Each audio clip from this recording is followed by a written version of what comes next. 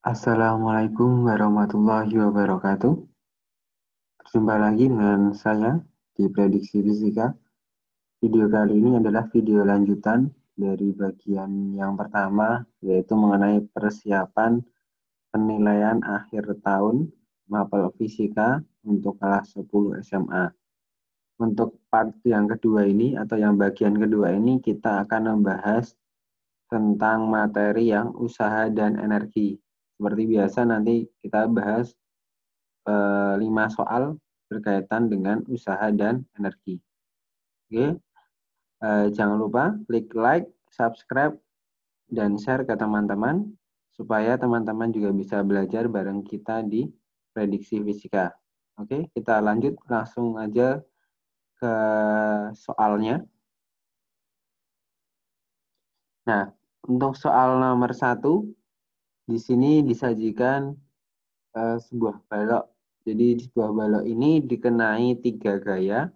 Ada gaya F1, F2, dan F3.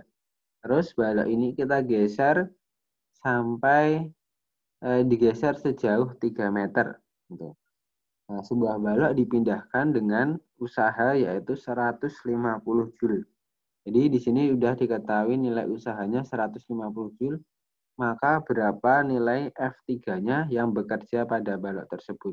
Nah, jadi kan di sini sudah ada F1, F1-nya 40, F2-nya 20, F3-nya belum tahu. Tapi di sini sudah tahu S-nya 3 meter sama usahanya itu 150 Joule. Nah, bagaimana cara mengerjakannya? Nah, seperti biasa, karena ini berkaitan dengan usaha, berarti di sini usaha itu kan berarti ada perpindahan. Jadi ciri-ciri terjadinya usaha itu ketika terjadi perpindahan. Nah, perpindahan itu bisa ada karena adanya gaya seperti itu.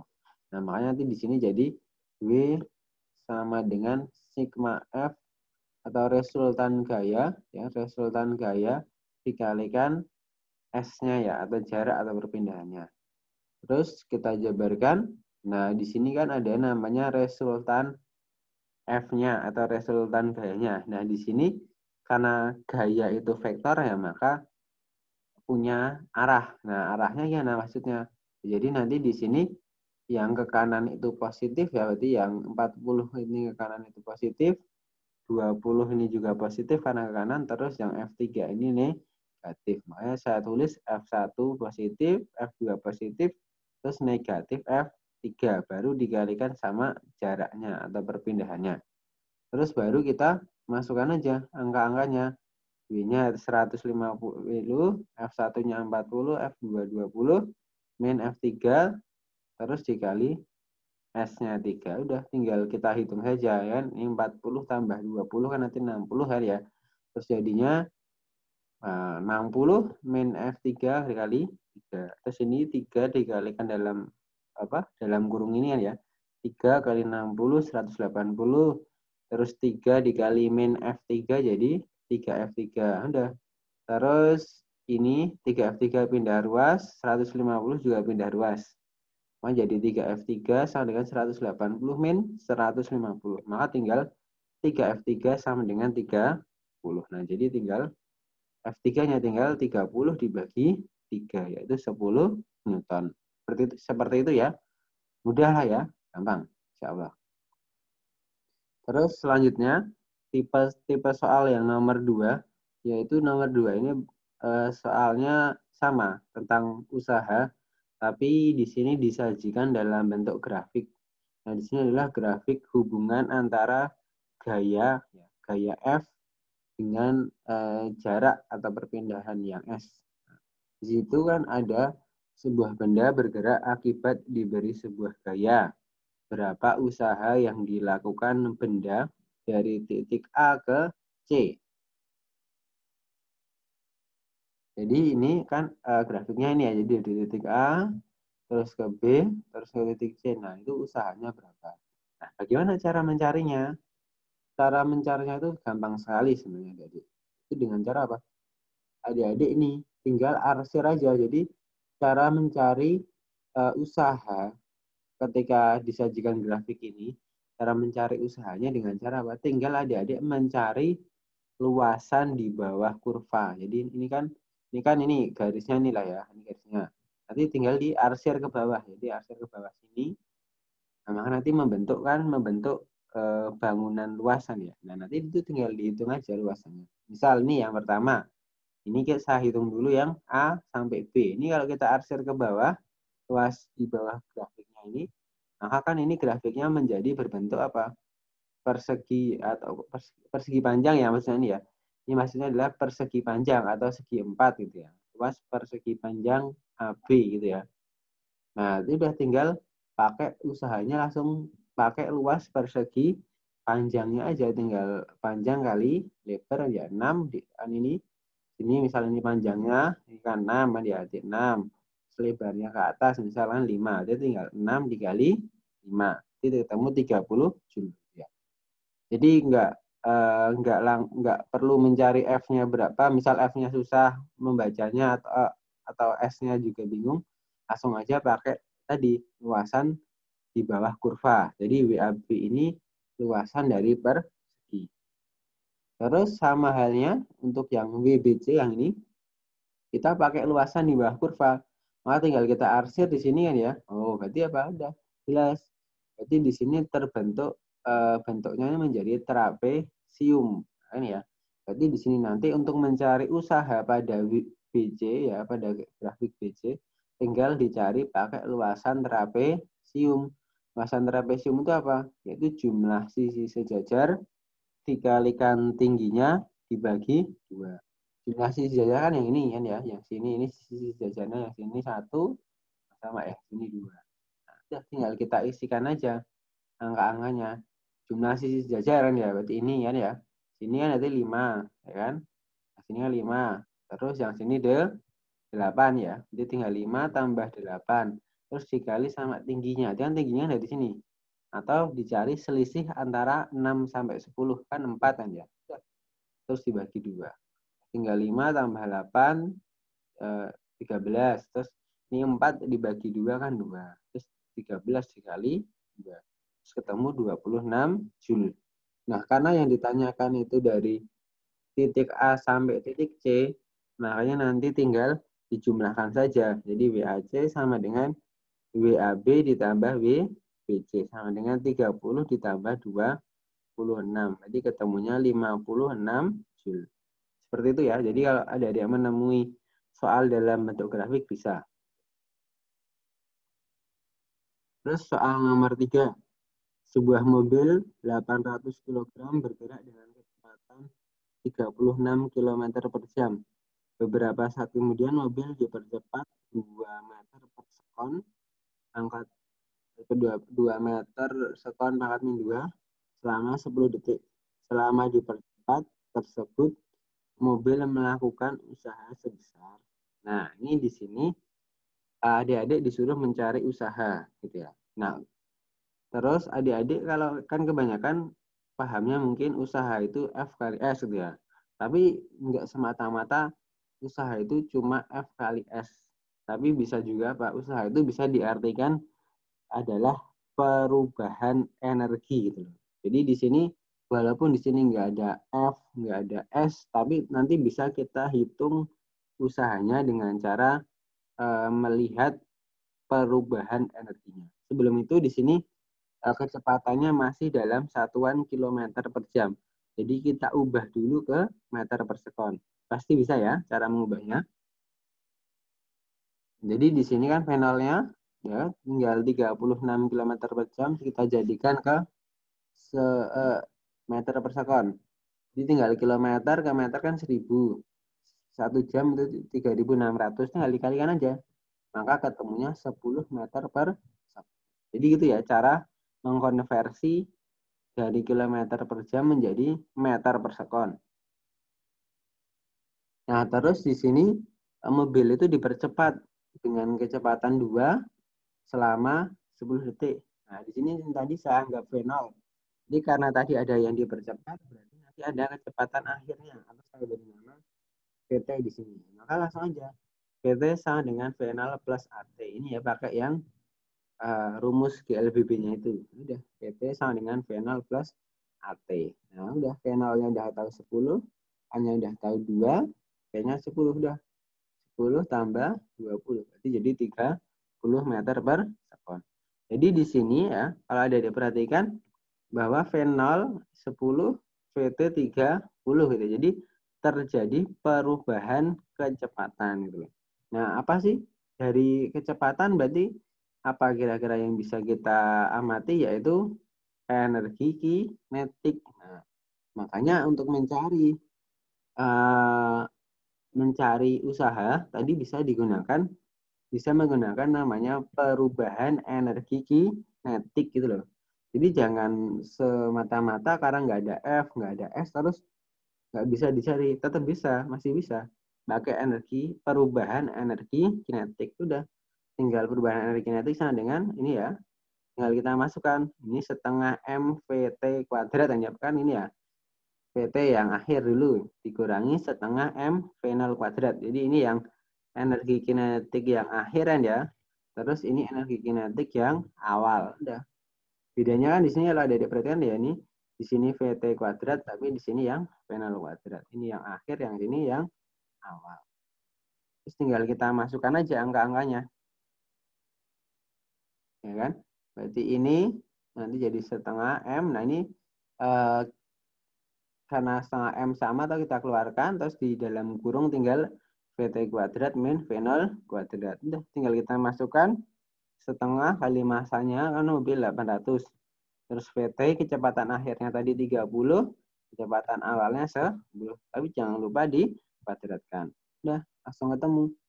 800 kali 2 kan 800 kali setengah kan 400. Terus 30 kuadrat kan 900. 10 kuadrat 100. Tinggal 900 kurangi 100 berarti 800. Nah, tinggal 400 dikali 800 berarti kan ketemunya 320.000 Joule. Atau kalau kita jadikan ke kilojoule, jadi tinggal dibagi 1000 aja. Coret 3 nol. Itu jadi 320 kilojoule. Seperti itu ya. Lanjut. Yang soal yang nomor 4. Di sini energi potensial yang dimiliki 10 meter kubik air terhadap turbin yang berada 50 meter di bawahnya. Massa jenis air 1000 kg per meter kubik dan gravitasinya, kecepatan gravitasi 10 adalah. Jadi di sini adik-adik disuruh mencari berapa energi potensial yang dihasilkan gitu loh. Nah, sebelum itu di situ kan ada namanya massanya belum diketahui. Yang diketahui hanya volume sama massa jenis. Nah, terus gimana cara mencari massanya? Gampang, ingat. Persamaan massa jenis dulu. Massa jenis itu adalah kerapatan suatu benda yaitu atau perbandingan antara massa per volume. Kan ya, maka ini ya yang rho sama dengan M per V, nanti kita ubah bentuknya jadi M sama dengan rho kali V. Nah, nanti berarti massanya bisa kita tentukan dengan cara rho dikali V. Udah, tinggal kita masukkan ke persamaan energi potensialnya. Kan persamaan umumnya ya, yang MGH ini ya. Jadi tinggal M-nya kita substitusi yang ini, rho V ya, udah tinggal kali rho V. Udah. Baru tinggal kita masukkan angka-angkanya. Rho-nya massa jenisnya ini ya 1000. Terus V volumenya ini 10. Terus G gravitasinya 10. H, H-nya itu berarti ketinggiannya ya. Ini juga 50. Udah. Tinggal kita kalikan ya, maka ketemunya di sini jadi 5 juta Joule. Atau kalau kita singkat bisa jadi 5000 kilo Joule. Ya, gampang ya, seperti itu. Terus soal yang nomor 5. Soal yang nomor 5 ini di sini disajikan dua keadaan sebuah bola ya. Jadi ada di posisi A, ada di posisi B. Nah, benda bermassa 2 kg jatuh bebas seperti pada gambar. Jika energi kinetik di B sama dengan 2 kali energi potensial di B, maka ketinggian B itu berapa? Jadi di sini sebuah bola ini jatuh ya, jatuhnya bebas. Jadi jatuh bebas. Maksudnya jatuh bebas itu apa? Jadi jatuh bebas itu ketika bendanya itu tidak memiliki kecepatan awal jatuhnya. Jadi bisa kita tuliskan bahwa kecepatan di titik A sini atau VA ini bisa kita tulis 0 gitu. Jadi di sini tadi jadi bendanya jatuh bebas ya dari sini terus sampai ke tanah ini. Nah, tapi nanti melewati B dulu. Nah, nanti yang ditentukan berapa sih ketinggian B di sini gitu loh. Ketika ini misal tinggi awalnya adalah 90 meter. Nah, cara mencarinya gimana? Jadi di sini kita mencarinya dengan cara sebelum itu saya tuliskan dulu bahwa di sini energi kinetik di B tadi ya ini menerjemahkan yang ini tadi. Energi kinetik di B sama dengan 2 kalinya. Berarti bisa kita tulis energi kinetik di B sama dengan 2 kalinya energi potensial B. Nah, terus cara menentukan ketinggian di B gimana? Gampang. Pakai apa? Hukum kekekalan energi. Nah, itu. Jadi, adik-adik ingat lagi, dibuka lagi bahwa tentang kekekalan energi. Jadi, energi itu apa? Kekekalan energi itu kan bahwasanya energi itu tidak dapat diciptakan, tidak dapat dimusnahkan. Tetapi energi itu hanya berubah bentuk gitu loh. Jadi makanya di sini energi mekanik di titik A nanti sama besarnya dengan energi mekanik di B gitu loh. Jadi energinya, energi totalnya ya yang di A tadi ya sama yang nantinya yang di B gitu. Nah, berupa energi mekanik ya karena bergerak. Nah, terus energi mekanik itu kan kita jabarkan lagi kan jadi energi kinetik ditambah energi potensial kan ya. Berarti di sini tinggal kita namai aja. Berarti yang sini energi kinetik A, sini energi potensial A, terus ini energi kinetik B, sini energi potensial B. Nah, terus kita masukkan aja angka-angkanya. Nah, di sini energi kinetik A langsung aja sama dengan 0. Kenapa sama dengan 0? Kan kita tahu kecepatan di A itu 0. Kan energi kinetik itu apa? Setengah mv kuadrat. Setengah dikali massa dikali kecepatan kuadrat.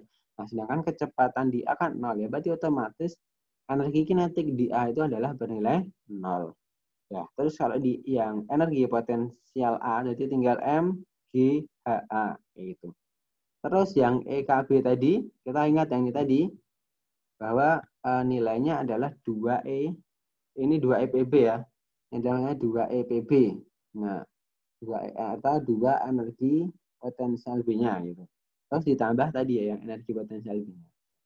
Terus ingat sama karena ini 2 tambah ingat sama. 2 tambah 1 berarti jadi 3 EPB gitu ya. Berarti tinggal MGHA sama dengan 3 EPB. Nah, langsung aja. Berarti tinggal kita tulis EPB-nya kita jabarkan nih. Jadi MGHB. Nah, terus di sini ada M, ada G. Bisa luas satunya ada M, ada G kan sama ya. Jadi nanti bisa kita coret atau hilangkan. Berarti jadi sama dengan HA sama dengan 3HB. Kayak gitu aja. Maka HA-nya jadi 90 sama dengan 3HB. Udah. Jadi udah langsung ketemu bahwa HB-nya adalah tinggal 90 dibagi 3. Seperti itu ya. Jadi langsung aja. Maka ketemunya 30 meter. Jadi kalau ada soal seperti ini, adik-adik jangan bingung. Yang penting ingat persamaan kekekalan energi. Bahwasanya energi mekanik di A sama dengan di B. Jadi kalau energi mekanik itu nanti di semua titik, di sembarang titik itu nilainya selalu sama. Itu berarti. Terus nanti tinggal dibandingkan aja nilai misal kinetiknya atau potensialnya gitu. Jadi penjabarannya lagi dari mekanik tadi. Karena energi mekanik itu sama dengan energi kinetik ditambah energi potensial. Seperti itu ya. Ya semoga 5 contoh soal yang dengan tipe soal yang berbeda-beda tadi bisa membantu adik-adik lebih memahami tentang usaha dan energi. Kurang lebih itu dulu untuk yang part yang kedua. Jangan lupa ditunggu yang part yang ketiga, yaitu yang kita bahas mengenai impuls dan momentum. Ya. Jangan lupa like, subscribe, dan share ke teman-teman supaya juga bisa belajar bareng kita di sini. Ya, kurang lebihnya saya mohon maaf. Saya akhiri. Wassalamualaikum warahmatullahi wabarakatuh.